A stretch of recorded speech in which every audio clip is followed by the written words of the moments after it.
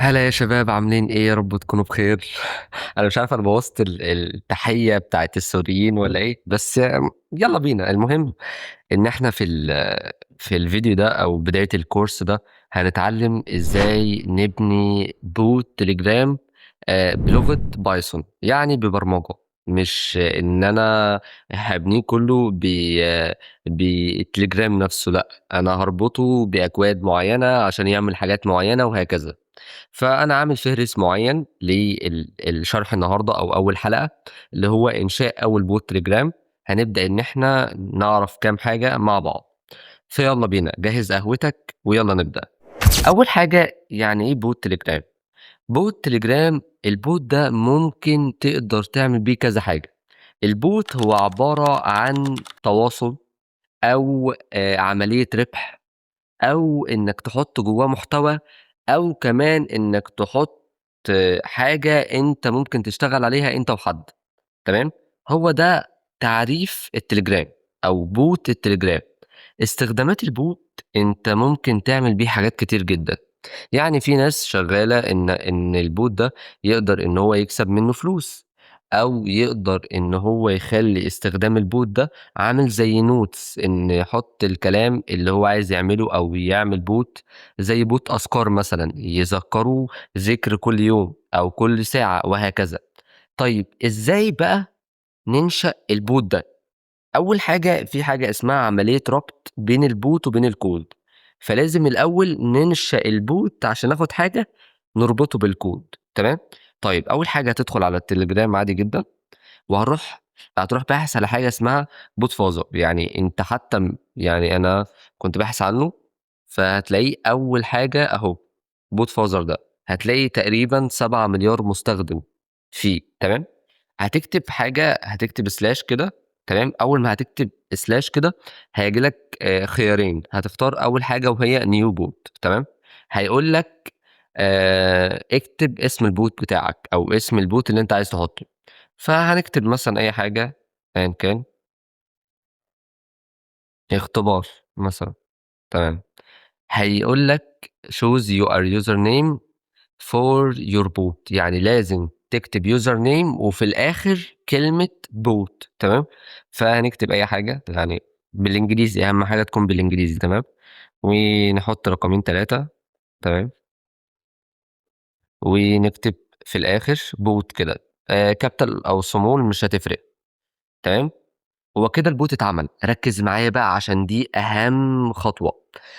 بيقول لك use this token to access that HTTP API. الاي بي اي ده بقى هو التوكن، اللي هو انت هتاخده نسخ ده. تمام.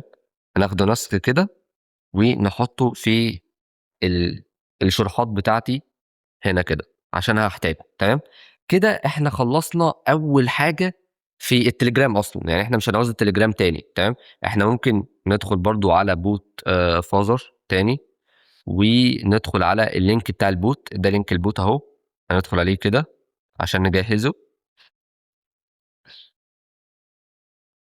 هروح دايسين ستارت. تمام. كده مش هيعمل اي حاجه، هو اصلا مش شغال. هو انا جهزت بيئه العمل اللي في التليجرام نفسها. تمام. عايزين بقى نشغله. هنعمل ايه؟ هنروح داخلين على اول حاجه، هتحمل ابلكيشن اسمه بايدرويد على المتجر عادي جدا، جوجل بلاي. تمام. هنبدا بقى ان احنا نكتب اكواد. هنكتب اكواد بلغه ايه؟ هنكتب اكواد بلغه بايثون. تمام. اول حاجه عايزك تعرفها انك لما تكتب الكود لازم تكتب لنفسك انت هتعمل ايه. فانا هروح كاتب كده لنفسي. تمام. هعمل علامه الشباك دي. علامه الشباك في لغه بايثون اسمها التعليق او كومنت، ان انا بكتب لنفسي حاجه المستخدم ما يقدرش يشوفه. تمام. فانا هقول مثلا آه، ان انا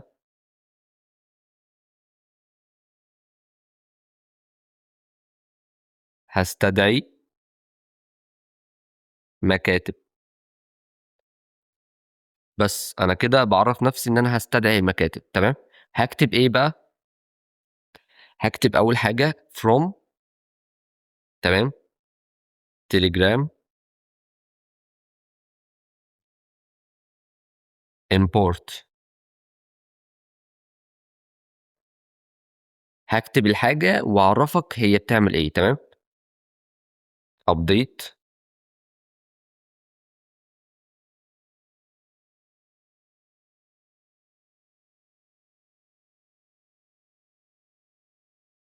طيب إحنا كده كتبنا أول سطر تمام، اللي هو from telegram import update.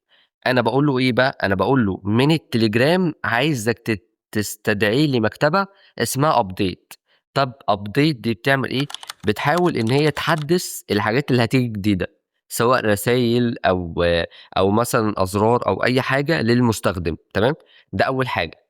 بعدين هندخل على حاجة وهي برضه هن تاني سطر هنكتب from برضه تليجرام برضه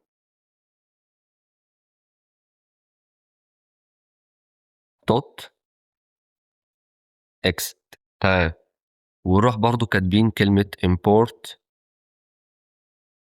ونكتب حاجة اسمها application تمام، application. طيب إحنا كده كتبنا تاني سطر، أنا باقول له من التليجرام عايزك تستدعي لي المسؤول.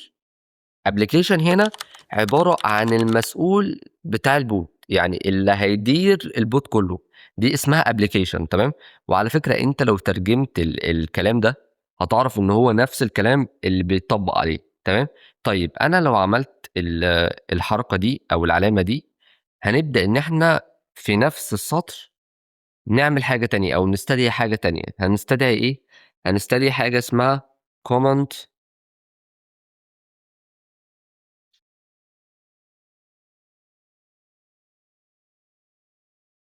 handler.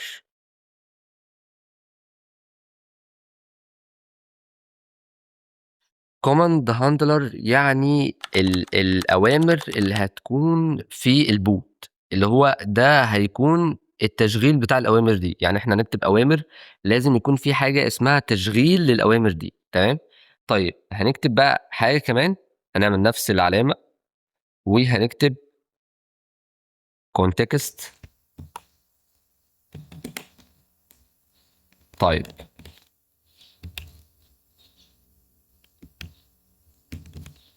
طيب أنت لو خدت بالك إن أنا في حاجات عملتها small وحاجات عملتها capital تمام.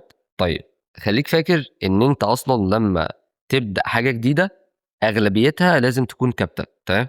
فأنا الC دي كده هاروح أعملها capital تمام، وبرضه الC دي هاعملها capital تمام، والU برضه اللي هي بتاعة update هاعملها capital تمام. كده إحنا ضبّطنا المكاتب. طيب context type هي بتستقبل حاجة اسمها النوافذ اللي هتشتغل بعدين، كل حاجة هتفهمها، مش لازم تعرف كل حاجة مرّة واحدة أو مش لازم تفهم كل حاجة مرّة واحدة، هو طبيعي إنّك تكون في حاجات كتير مش فاهمها، بس هنضبّط الدنيا دي. طيب عايزين بقى إن إحنا نربط الboot بالكود ده تمام. هنعمل إيه؟ هنروح كاتبين كده عشان برضه أفكّر نَفْسي وعايزك لمّا تكتب معايا تعمل نَفْس النظام، عملية الربط بين الكود والبوت تمام. وأروح كده وأكتب capital تمام، كُلّه capital. هتكتب كده token وتروح عامل علامة الصح دي تمام. عايزك بقى تركّز معايا وهتفهم دلوقتي هنربطه إزاي. هاروح عاملين علامة اللي هي التنسيق دي تمام، علامات التنسيق عشان هنحط جواها الكود اللي أنت شايفه ده أو الكلام الغريب ده اللي هو ده. هاروح واخده نسخ كده واروح حاطه مكانه كده تمام. كده إحنا ربطنا البوت بالكود تمام. عايزين بقى إن إحنا ربطناه تمام، بس عايزين نقول للكود ده الtoken ده هو بتاع البوت. هنقول له إزاي؟ هنروح كاتبين كده app اسمه تمام، app بتساوي app ده متغيّر تمام، يعني تقدر تسميه مثلًا يوسف، ممكن تسميه يوسف أو أيًا كان. إحنا بس عايزين نقرّب الحاجة عشان ما ت يعني إيه، ما تتشتتش تمام. فإحنا هنكتب app ونكتب كده application.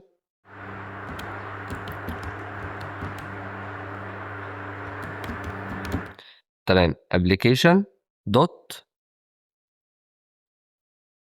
builders.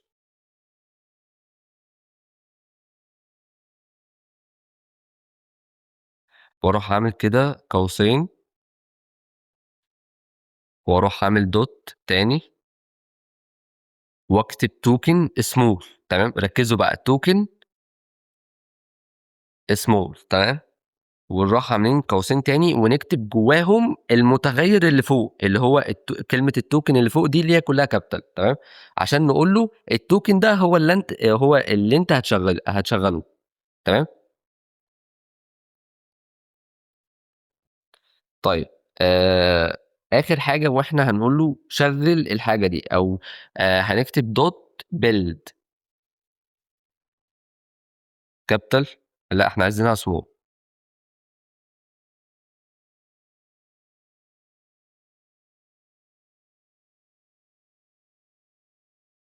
ونروح عاملين قوسين تانيين. طيب انا كده بقول للاب او للمتغير ده انا عايز المسؤول عن التشغيل يدور على حاجه اسمها توكن ويشغلها. ده بالمعنى العربي او المعنى المصري. تمام. والله بسيطه، وعايزك ترجم وانت هتفهم كل حاجه.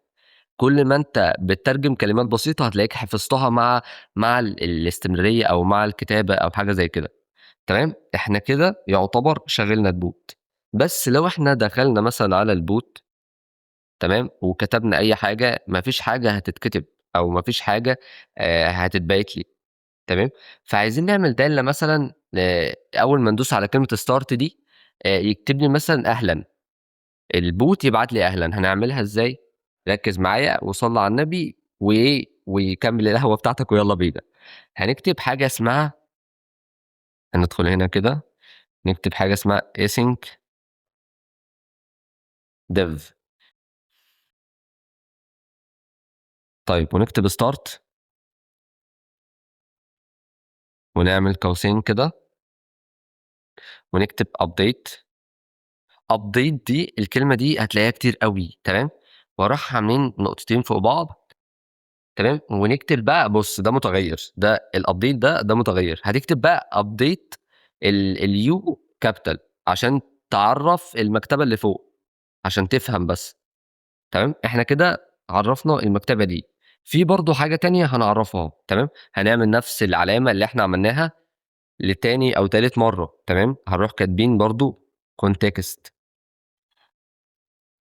تمام كده دي سمول. تمام هنبدا ان احنا نعمل برضو نفس النظام، علامتين او نقطتين فوق بعض، وهنكتب بقى كابيتال كده، اول حرف كابيتال كونتكست، ونعمل برضو اول حرف كابيتال اللي هو تايب.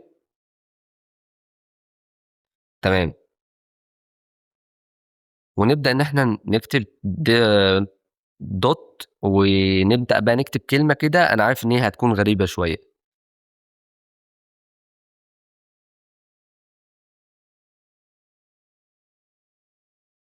كلها كابيتال. تمام.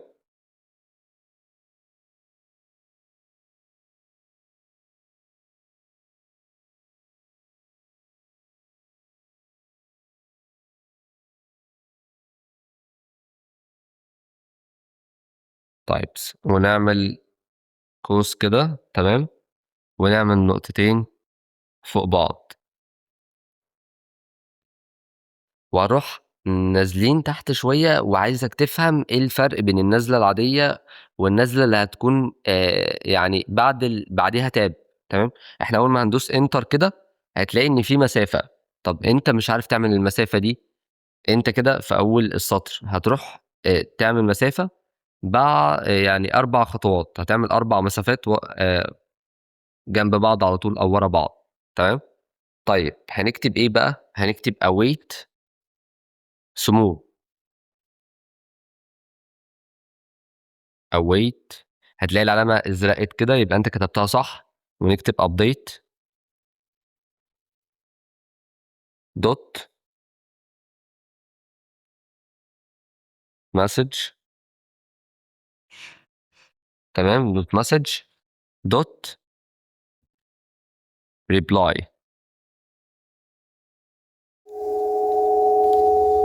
اندرسكور تكست. ونبدأ بقى إن إحنا نكتب الرسالة اللي هي أيًا كان يعني، بس أهم حاجة يعني نكتب علامة ال اللي هو إيه، علامة التنسيق اللي أنت هتحط جواه الحاجة، تمام؟ هتكتب مثلًا أهلًا أو hello مثلًا، أيًا كان.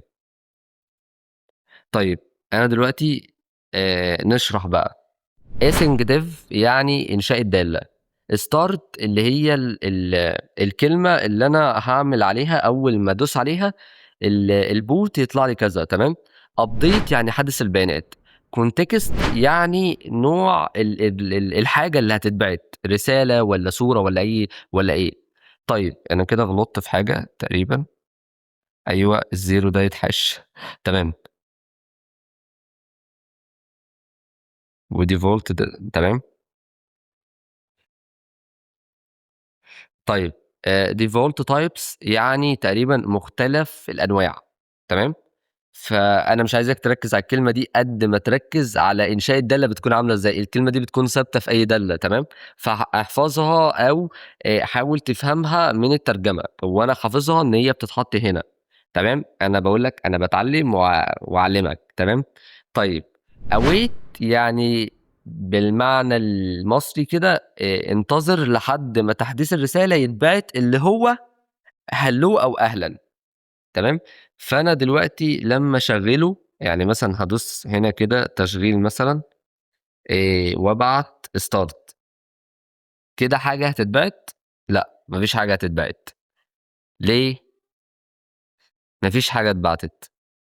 طيب تعالَ كده هو قال لي إن في مشكلة في الكود. أحلى حاجة المشاكل. هو بيقول لي لمّا تكتب type ما تحطش في الآخر s، فهنحوشها. كده أنا لمّا أشغّل الكود هي هيقول لي إيه، هاروح دايس start. مش هيجيب لي أي مشكلة، هو هيقول لي إن الprogram finished يعني العملية انتهت أو البوت خلص أو العملية خلصت. فأنا عايز الكلمة اللي أنا كتبتها اللي هي hello دي تظهر. أعمل إيه؟ هاقول لك هنعمل إيه. صلّي على النبي. هنروح نازلين كده شوية، بس طبعًا ما فيش أي مسافات. هنروح كاتبين app تاني dot add. أنا باقول له add، تمام. underscore handlers، تمام. handler وأعمل قوسين كده، وأعمل إيه بقى، وأكتب comment، تمام.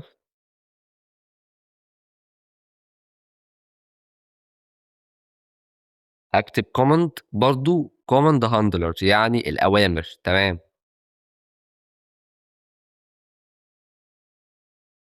تمام. وأبدأ بقى إن أنا أعمل قوسين تانيين، وأبدأ إن أنا أكتب ال اللي هي كلمة start والدالة بتاعتها. إزاي؟ يعني أنا هاعمل علامة تنسيق تانية وأكتب start، وأطلع كده وأعمل العلامة اللي أنا باعملها وأكتب start. طب إيه الفرق؟ إن أنا باقول له أنا عايزك في الapplication تضيف أمر اسمه start، فباعمل له علامة تنسيق اللي هو باقول له هو ده، والدالة بتاعته اسمها start، يعني الاتنين يختلفوا عن بعض. أنا باقول له حاجة اسمها start والدالة بتاعتها اسمها start. طب إيه هي الدالة؟ الدالة اللي فوق دي اللي هي async dev start. start دي هي اسم الدالة. طيب أنا كده لو دوست عليه هيشتغل والّا لأ؟ تعالوا نشوف.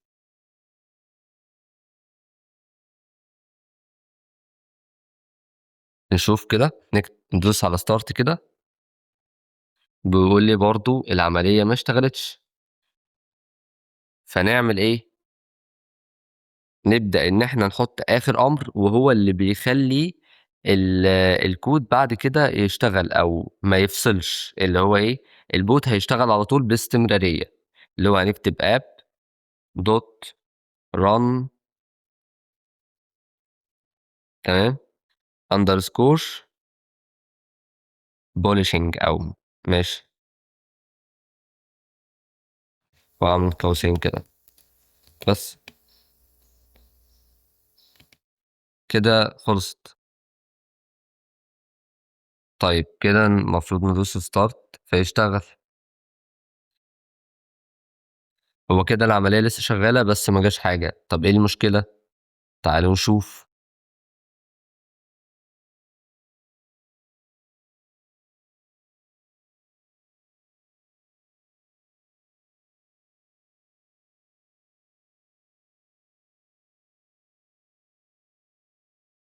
أنا آسف معلش، المشكلة كانت في النت. يعني أنا كنت أحسب إن في مشكلة في الكود، وكنت بستغرب إن يعني ما ظهرش خطأ ولا أي حاجة.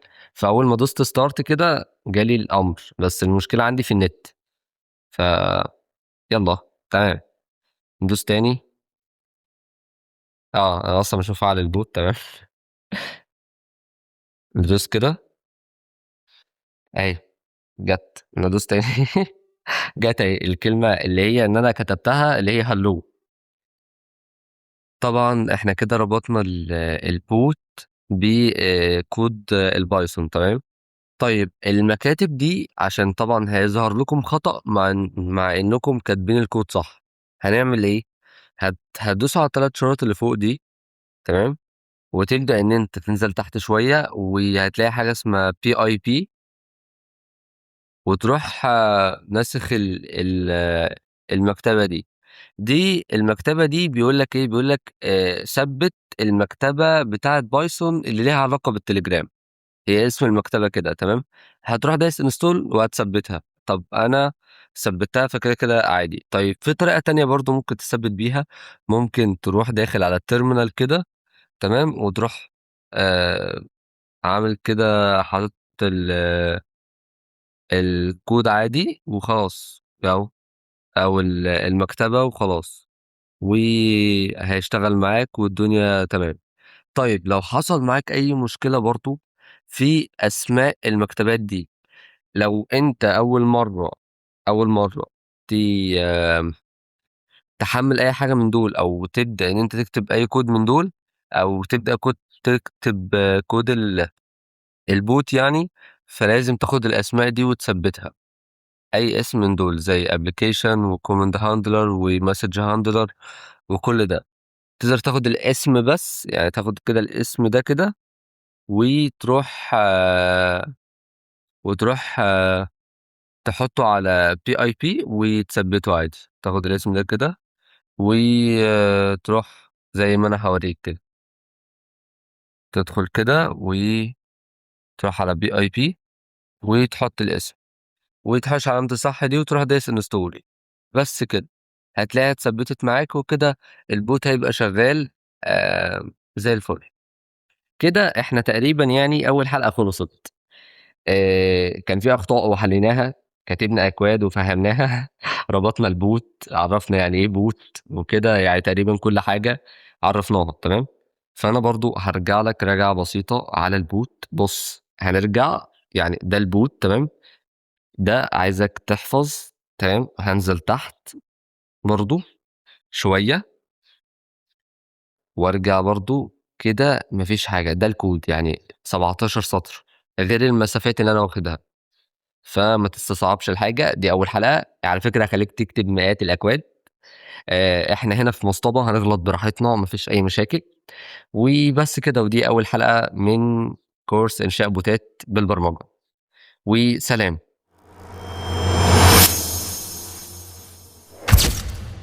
كده الحمد لله خلصنا الحلقة الأولى. فندخل على الحلقة التانية، وهي ازاي نعمل أزرار بالشكل ده. يعني شوف انت اول ما تدخل على البوت، انا مبرمجه البوت ده اذكار يومية. فلما بتدوس على المربع اللي تحت ده، بتلاقي ان في كذا زر في الكيبورد. فازاي نعمله؟ طيب تعالوا بقى ندخل للكود. انا نظمته عشان في الاخر هسيبه لكم. طبعا حطيت كذا امر. يعني انا حطيت قدامكم امر ستارت، تمام. امر سهل وبسيط. امر بقى هيلب، يعني ايه اللي اختلف؟ مفيش اي حاجه اختلفت ولا اي حاجه. هو بس اللي اختلف ان انا بدل ما كتبت ستارت كتبت هيلب كوماند، وكتبت دي صفحه المساعده بس. وأمر about نفس النظام، وربط الأوامر عملت نفس النظام، كتبت اسم الدالة وخلاص، عشان بس ما تشوفش إن هي حاجة غريبة قدامك وكده. تمام. طيب ندخل بقى إن إحنا نبدأ نعمل الأزرار دي. فندخل على البوت بتاعنا.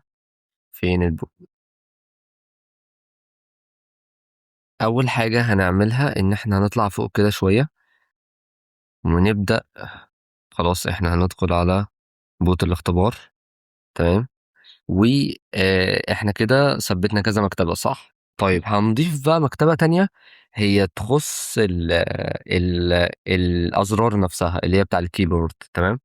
هنروح كده، أنا طبعا إيه ظبطت لكم الكود عشان إيه تشوفوا كل حاجة بشكل كويس. تمام. هنروح دايسين انتر كده، ونبدأ إن إحنا نحط اسم المكتبة. طيب اسمها ريبلاي كيبورد. تمام.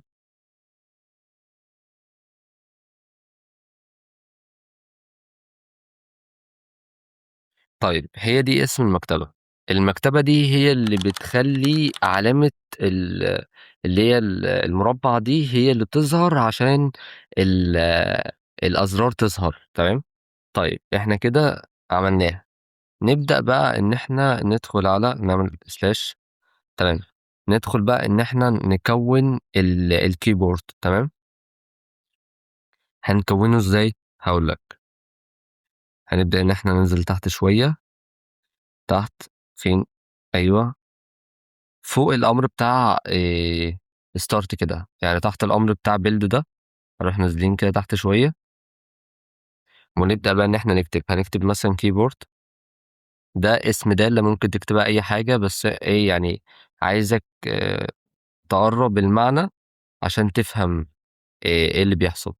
واروح اعمل يساوي، واعمل العلامه دي كده، واروح منزلها تحت شويه، وابدا ان انا اعمل بقى المربعات. تمام. هعمل برضو العلامه دي تاني، وابدا ان انا اكتب اسم الحاجه اللي هتكون زر. تمام. يعني هكتب ايه؟ مثلا هكتب رود ماب، بس طبعا اعمل علامه التنسيق دي، واكتب رود ماب. تمام. واروح طالع كده، ده كده زر واحد. تمام. هنحوش بس الار دي، واروح اعمل العلامه دي برضو، واروح نازل كده، وابدا ان انا اعمل الزر التاني. كده هيكونوا تحت بعض عشان انا اعملهم تحت بعض.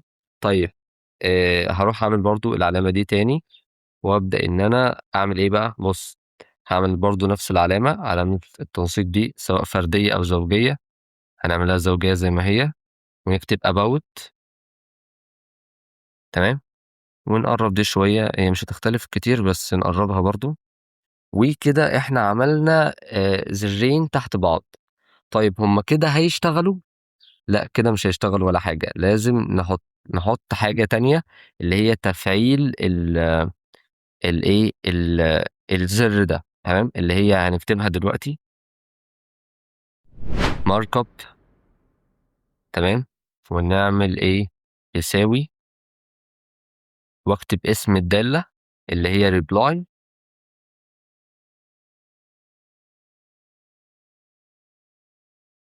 كيبورد.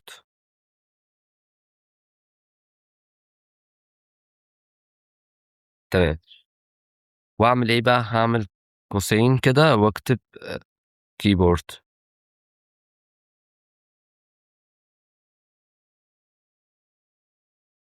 لا، كي. تمام. وهعمل ايه تاني؟ هعمل بقى العلامة اللي هي عاملة زي اللي انا بعملها دي على طول، عاملة زي الكوما. تمام. وابدأ بقى ان انا اكتب ايه؟ هكتب ريسايز يعني عايز الحاجة تكون بحجم الشاشة، أو الحجم يكون مناسب على أيا كان هي الشاشة هتكون إيه. تمام. تمام. وأعمل أندرسكور، وأعمل بقى أكتب كيبورد. تمام. عشان يقول لك إيه هي بحجم شاشة الكيبورد، سواء بقى التليفون هيكون أو لاب أو أيا كان. هي لغة سهلة وبسيطة، لغة بايثون. ما ما تستعجلش، ما فيش حاجة آآ هتبوظ ولا أي حاجة، ولا هيكون أي مشاكل ولا أي حاجة. طيب هنعمل علامة، هنعمل كده علامة الصح أو اللي يساوي، تمام، ونكتب true. حتى هي بقت بالأزرق، تمام. كده تقريبًا إحنا خلّصنا، بس في حاجة إحنا ما عملناهاش، اللي هي إيه، هتنزل عند الدالة بتاعة آمم دالة start، هتنزل كده وتعمل كوما، تمام، وتبدأ بقى إن أنت إيه، تحط الحاجة اللي هي هتربط أول ما تدوس على start يظهر الأزرار. هنكتب إيه بقى، هنكتب برضه reply underscore markup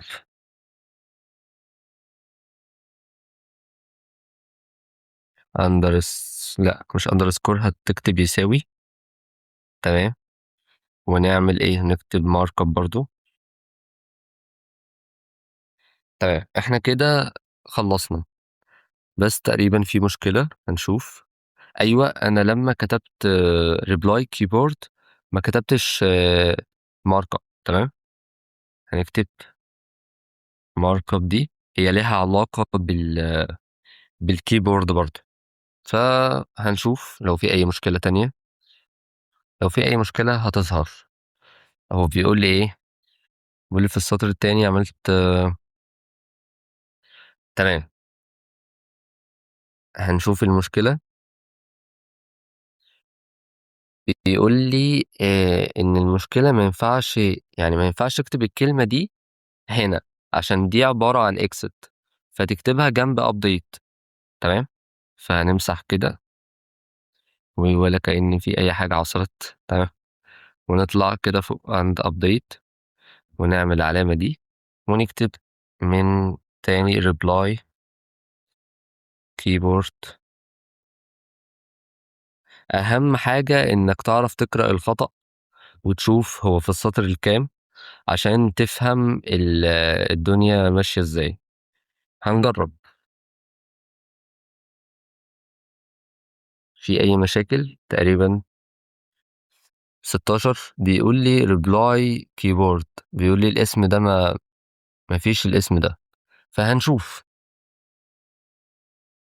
أنا آسف والله، بس في صوت وكده فكل شوية باقفل. المهم يعني إن أنا إيه، ضِفت كذا زر كمان وكتبت تعليق الأزرار عشان تفهموا أكتر وإيه، وإحنا كده خلّصنا، يعني ما فيش أي حاجة. فنبدأ إن إحنا نشغّل، يعني أول ما أدوس start كده هنشوف إيه اللي هيحصل. بس أنا لسه ما شغّلتش يعني، تمام. كده أنا شغّلته، هندوس start أهو الأزرار اشتغلت، تمام. طَب أنا لو دوست على زر الroad map أو أي زر من دول، حاجة هتظهر؟ وقّف كده الفيديو وشوف. هو تعالَ ندوس، ما فيش أي حاجة هتظهر عشان أنا أصلًا لسه ما ضفتش أي حاجة، وده اللي إحنا هنفهمه في الفيديو الجاي أو الحلقة الجاية من نفس الcourse. ف عايزك تفهم إن طبيعي ما تكونش فاهم أوي، عشان ده أصلًا يعني في الcourse ده في لغة أنت أصلًا ممكن تكون ما خدتهاش، اللي هي لغة بايثون. وكل حاجة بسيطة، ولو أنت شايف إن أنا غلطت في حاجة اكتب لي في الكومنتات، وسلام. طيب إحنا في الدرس اللي فات عملنا الأزرار دي، تمام. أنا عايز بقى لمّا أدوس على أي زرار من دول يبدأ إن هو يبعت لي حاجة أو يجي لي حاجة، نعمل إيه؟ ده بقى في الدرس ده هنبدأ إن إحنا نشوف إزاي الرسايل تيجي لنا أو الأزرار تيجي لنا أو كده. فإحنا مثلًا عايزين لمّا ندوس على road map ييجي لنا رسالة معيّنة، تمام. فده اللي هنعمله. أول حاجة طبعًا خلّيك فاكر إن أي حاجة جديدة لازم يكون ليها مكتبة أو ليها حاجة هنربطها بيها، تمام. طيب أنا ضبطت الكود عشان في الآخر طبعًا هتاخدوه. عملت أمر about وأمر help، نفس النظام ما فيش أي مشاكل يعني. ما فيهوش أي حاجة عن start، ما فيش أي مشاكل، والأزرار والربط بالtoken، وهندخل على المكاتب. طبعًا هنضيف كذا مكتبة، فركّزوا معايا. هنضيف مكتبة اسمها flitters. دي باستقبال الرسايل، اللي هو إيه، الرسالة لمّا تستقبل أنا هابعت إيه، البوت يعني هيبعت إيه، تمام. وهنستخدم حاجة اسمها message handler، اللي هي برضه ليها علاقة بالرسالة لمّا تتبعت، تمام.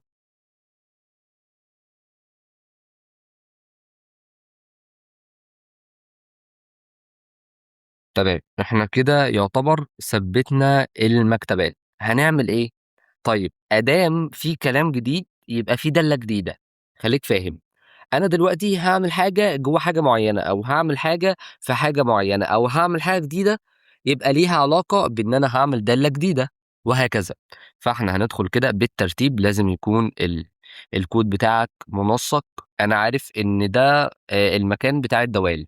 عملت دالة أولى، دالة تانية، دالة تالتة، وأدخل على الدالة الرابعة، تمام. هنعمل إيه، هنكتب كده في التعليق، هنكتب مثلًا دي أمر، مثلًا نكتب أمر road map مثلًا. إحنا هنشوف أول زر road map، تمام.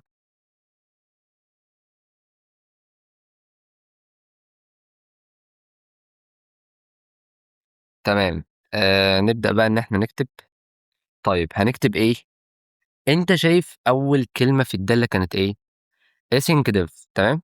ركّز بقى معايا وهتلاقي إن كل حاجة سهلة وبسيطة. أنا ممكن كده ببساطة أروح واخدها كده، عشان بس أبسّط عليك الدنيا، أروح واخدها كلّها كده نسخ، تمام، وأحطها. هتقول لي بالسهولة دي؟ هاقول لك لأ، مش بالسهولة دي ولا أي حاجة. هي بس ناخدها نسخ كده ونشوف. أروح حاططها هنا كده، تمام، كده. هنبدأ إن إحنا نمسح كذا حاجة. أول حاجة كلمة about دي ليها علاقة بالأمر اللي هو اسمه about، تمام. فهنكتبها إيه، هنكتب message، تمام. ركّز معايا عشان ما تلاقيش إن الحاجة صعبة بالنسبة لك. كتبنا message، تمام. إيه اللي هيتغيّر تاني؟ تعالَ نشوف. هو إحنا كده كتبنا، تمام. هنمسح الكلام ده اللي هو يعتبر بالعربي، هنمسحه، مش عايزينه، تمام. مسحناه. هنبدأ إن إحنا في text دي هنروح عاملين إيه بقى. بُص، هو إحنا كتبنا كل ده، فعند reply text هنبدأ إن إحنا نحط الupdate بتاع الmessage text. هاقول لك إزاي.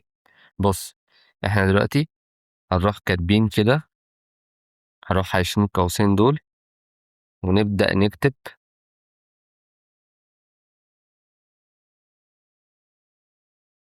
دقيقة واحدة، معذرةً الصوت عندي. طيب هنعمل إيه بقى. خلّينا كده، هنبدأ إن إحنا، طبعًا أنتم كده شايفين، هنمسح reply دي، تمام. وهنعمل حركة حلوة، أنا كده مش عايز await، تمام. إحنا هنقول إن الtext، هنكتب كده text بتساوي بس، يعني ده كل حاجة، يعني إحنا كده عملنا الدالة. هنبدأ بقى إن إحنا نعمل حاجة، وهي إن هنستخدم فيها الأدوات الشرطية، اللي هو لو حصل كذا اعمل كذا، تمام. طيب هننزل تحت كده شوية، نبدأ ننزل كده شوية ونكتب if يعني لو، تمام. لو الtext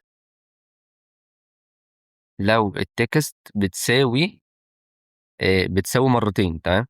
يعني لو هل تساوي، ونروح عاملين علامة التنسيق ونكتب أي زر من دول. يعني مثلًا أنا هاكتب road map،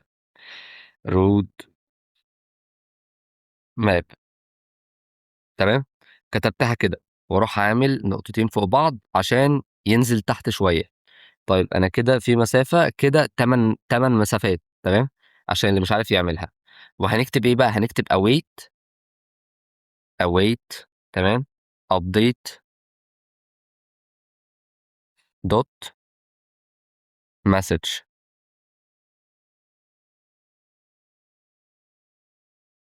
dot reply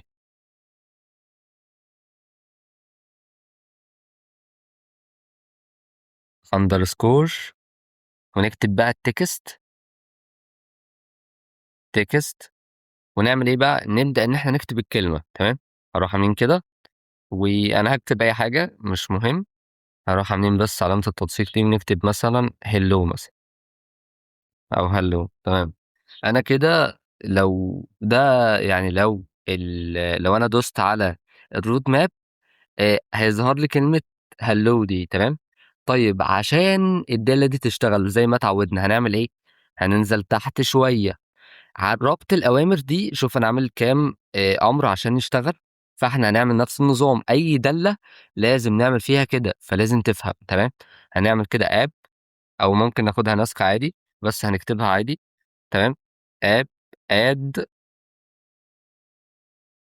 underscore handler، نروح عاملين قوسين ونكتب message dot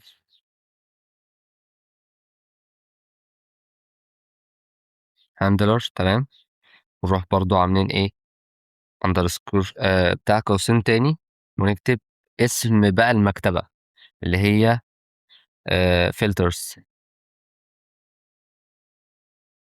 تمام، ونروح كاتبين كده دوت، ونكتب تكست كابيتال، ونروح عاملين ايه بقى، نروح عاملين كده العلامة دي. تمام، ونبدأ ان احنا نكتب مسج اللي هو الرسالة او اسم الدالة. تمام، عشان تكون فاهم. طيب انا كده يعتبر خلصت، فتيجي نجرب.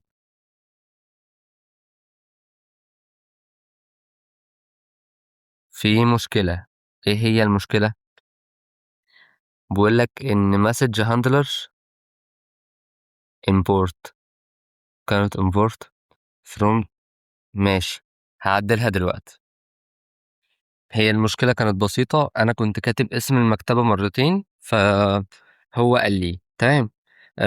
دي أحسن حاجة إن الواحد يقرأ الخطأ عشان ما يحصلش أي مشكلة. طيب تعالى كده نشغل البوت ونشوف إيه اللي هيحصل. طيب آم، أنا دلوقتي لو دوست على رود ماب هيكتب لي هلو اللي أنا كتبتها أصلا، يعني اللي أنا حاططها في الكود. طيب لو أنا عايز بعمل باقي الأزرار دي دقيقة واحدة وهاعملها عشان ما اضيعش وقت الفيديو، وأوريكم النتيجة هتكون عاملة ازاي. طيب أنا كده ضفتهم. تمام، بس عايز أفهمكم حاجة، إن أنا لما ضفت أنا كتبت أول حاجة if. تمام، وبعدين كتبت elif. إيه الفرق بينهم؟ if بداية الشرطية. تمام، إن أنا بقول له أنت لو دوست على كذا اعمل كذا. طب لو أنت ما دوستش على الأولانية، لو دوست بقى على التانية اعمل كذا، دي معنى الف. تمام، وهتلاقي برضو حاجة اسمها else هكتبها لكم دلوقتي، اللي هي دي كده، اللي هي دي العلامة دي. بيقول لك لو انت يعني لو انت ما دوستش على كل ده اعمل كذا. فاهمين؟ بس انا مش محتاجها دلوقتي، انا بس بوريكم انا يعني باللي انتوا هتشوفوه في الكورس ده انا عملت بيه بوت معين، فاوريكم البوت المعين اللي انا عملته ده كان عامل ازاي. طيب انا لو شغلت البوت دلوقتي هنبدأ ان احنا نجرب الازرار كلها. ده اول زر، وده تاني زر، وده تالت زر، وده رابع زر. الطريقة سهلة وبسيطة. تصدق بقى ان احنا في ال10 دقايق دول خلصنا تقريبا 3/4 عمل بوت برمجي بطريقة سهلة. وغير كده يعني ثانية، بوت البوت بتاع الأذكار ده حرفيا في ناس كتير سألتني إنه هو أنت عملته إزاي. البوت سهل جدا، بس الناس اتخضت من عدد الكود وعدد سطور الكود، والبوت ضخم ومش عارف ايه والحاجات اللي فيه ضخمة، فاتعمل ازاي وحاجات كده. فالموضوع مش صعب ولا حاجة. هو ده الboot اللي الناس بتقول إن هو ضخم وبتاع، هو يعتبر أنت بتدوس على حاجة وبييجي لك الحاجة بس طبعًا التنسيق جميل، الكلام وحاجات كده والأزرار، فدي بقى لعبتك أنت، أنا بادّيك الحاجات المهمة وأنت بقى بتشكِّل براحتك. فإحنا كده خلّصنا تقريبًا تالت درس، خلاص، فاضل هُم درسين وكده هيبقى الcourse خلص. أنا عارف إن أنا طوّلت معاكم شوية، وعايز أعرّفك إن أنا باتعلّم الحاجة وآجي أعلّمها، عشان أشوف في ناس هتستفاد منّي والّا لأ، وأشوف أنا بقيت عامل إزاي، طبّقت وورّيتكم، وفي أخطاء حصلت فاتعلّمتها أكتر، فعرفت الخطأ وحاجات كده. ألقاكم في الحلقة الجديدة.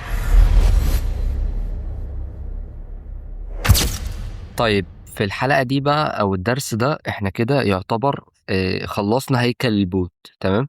فأنا طبعًا أنا عايز أول ما أدوس على الroad map دي يبدأ إن هو مثلًا يجيب لي أزرار تانية، هنعملها إزاي؟ وهو ده اللي إحنا هنعمله النهارده، تمام. وغير كده في حاجة تانية اللي هو أنا طبعًا عايز أرجع للقايمة، هارجع إزاي؟ فهو ده اللي هنتعلمه. طيب الزر أهو، الأزرار، تمام. فأنا عايز أعمل تحت الأزرار دي أزرار تانية ليها علاقة بالroad map. هنبدأ إن إحنا نكتب ببساطة متغير اسمه road map underscore keyboard. ده متغير عادي، أنت تقدر تسمي اللي أنت عايزه، بس لازم تبسطها على نفسك، تمام. مسافة كده. طيب هنعمل العلامة دي، تمام، وننزلها تحت كده شوية عشان نبدأ إن إحنا نعمل أزرار زي دي بالظبط، تمام. هنعمل إيه؟ هنعمل برضه واحدة كمان، ممكن ننزل تحت هنا كده ونعمل إيه؟ نعمل كده، نعمل العلامة دي برضه تاني ونعمل علامات التنسيق، تمام. ونبدأ إن إحنا نكتب مثلًا أنا عاوز أول واحدة تكون بايثون، تمام. ده أول زر، تمام. هاعمل واحدة كمان، هاعمل النقطة الكومة دي وأبدأ إن أنا أنزل كده وأعمل نفس النظام، أكتب مثلًا cyber security مثلًا، دقيقة، cyber، وهكذا. المهم يعني إن إحنا نكمّل هيكلة الboot. هنقول إن إحنا عملنا زرارين، أنا هاكمّلهم دلوقتي. عايزين بقى نكتب نفس يعني زي ده بالضبط، هنكتب إيه؟ طيب هنروح كده، هنحوش المسافة دي شوية، تمام. ونبدأ إن إحنا هنكتب road map نفس المتغير عشان نقول له ده المتغير إن اللي هو إحنا عايزين نعمل فيه كذا، كذا، تمام. road map keyboard، تمام. وأبدأ إن أنا أعمل إيه بقى، هاعمل يساوي كده وأبدأ أكتب reply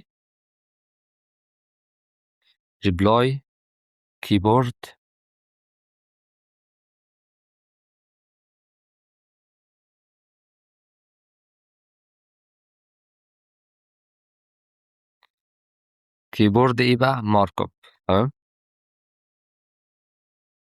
طيب إحنا كده كتبنا يعتبر هي اسم المكتبة، تمام. وهنروح عاملين كده قوسين، تمام. ونكتب برضه اسم الحاجة اللي إحنا هنغيّرها، ده متغيّر وهنكتب بقى اسم الحاجة، اللي هو أنا عايز أعمل أزرار للحاجة اللي هي اسمها road map keyboard، تمام. هنكتب كده road map underscore keyboard، تمام. كده يعتبر خلّصنا نُص الحاجة. هنروح عاملين إيه بقى، هنبدأ إن إحنا نعمل حاجة اسمها الفاصلة أو الكومة دي، تمام. ونكتب resize يعني إن أنا عايز الحاجة تكون نفس حجم الشاشة أو الكيبورد يكون نفس حجم الشاشة، وأعمل underscore وأحدد إن أنا عايز الحجم يكون هو قد الكيبورد، سواء أيًا كان الكيبورد إيه، تمام.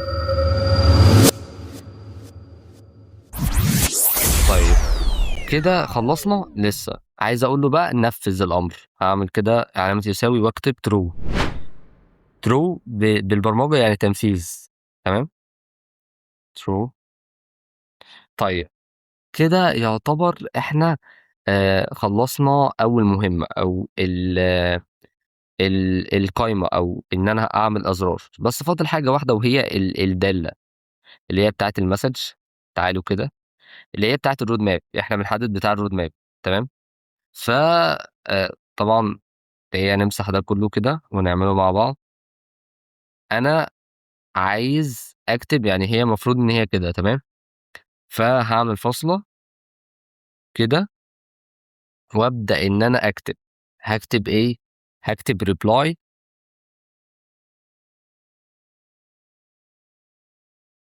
underscore markup. تمام.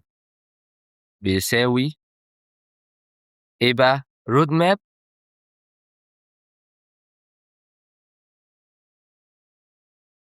underscore markup برضه.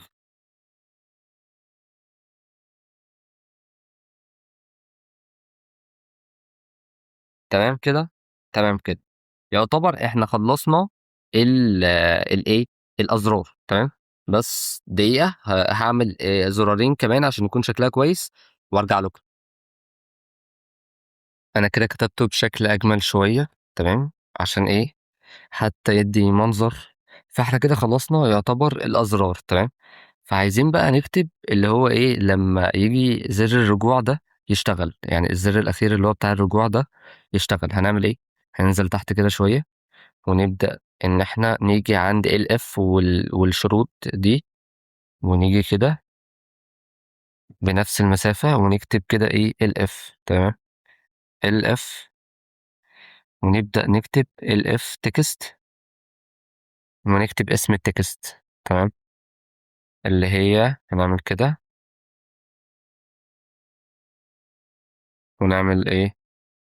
علامة النصين كده، ونكتب رجوع، او الاسم يعني بتاع الرجوع ده. دي انا كنت نص. تمام. علامة رخمة.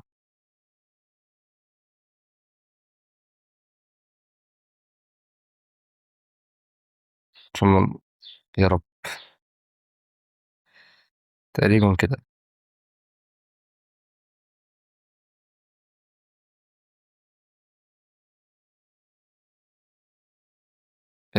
هي كده تمام. ايوه.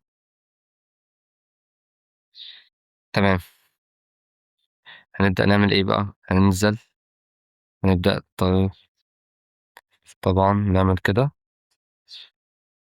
نقطتين فوق بعض، ونبدأ ان احنا ننزل كده. تمام. هنكتب ايه؟ هنكتب await، ونعمل نكتب كده update اللي هو تحديث.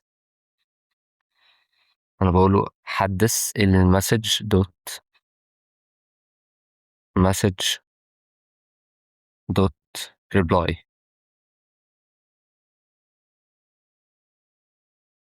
اندرسكور ريبلاي. ايه بقى؟ التكست. تمام. تكست. واعمل بقى الحاجة اللي هو انا لما ارجع هتظهر لي.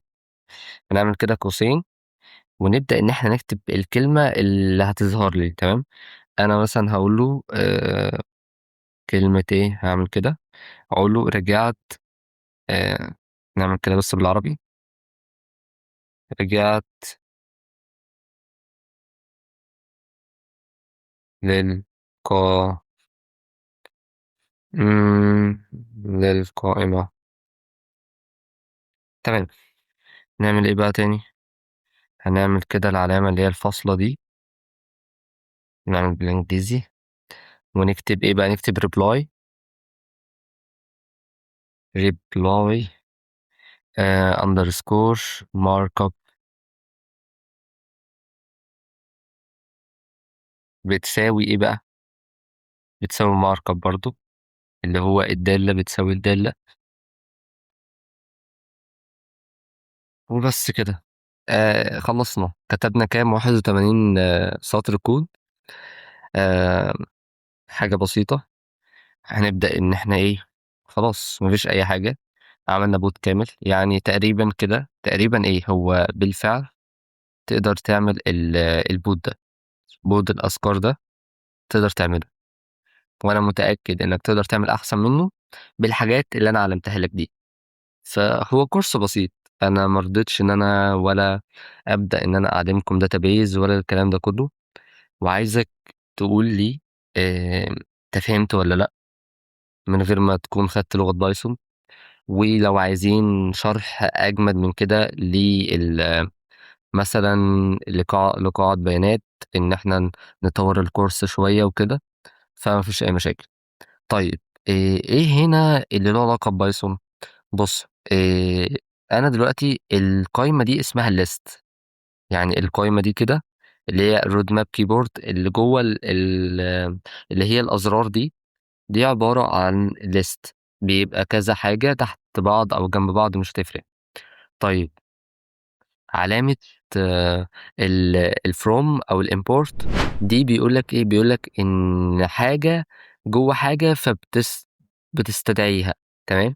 عشان بس تكون فاهم، إحنا بالراحة خالص وبنفهم بالراحة، ولو أنا غلط قُل لي وما فيش أي مشاكل. طيب العلامات الشرطية في بايثون هي if والif وelse. if هي بداية الشرط، اللي هو بيقول لك إيه، بيقول لك أنت لو دوست على كذا اعمل كذا. طيب الif بيقول لك أنت لو ما دوستش على road map ودوست على التانية أو الحاجة التانية اعمل كذا، وهكذا. طيب لو أنا بقى ما دوستش على أي حاجة من دول، دي بقى اسمها else، اللي هو بيقول لك إيه، أنت لو ما دوستش على أي حاجة من دول ودوست رجوع اطلع أو اعمل حاجة تانية. هي دي الحاجات اللي إحنا استخدمناها من لغة بايثون، حاجات بسيطة وسهلة، وإن شاء الله مش هتكون صعبة ولا أي حاجة.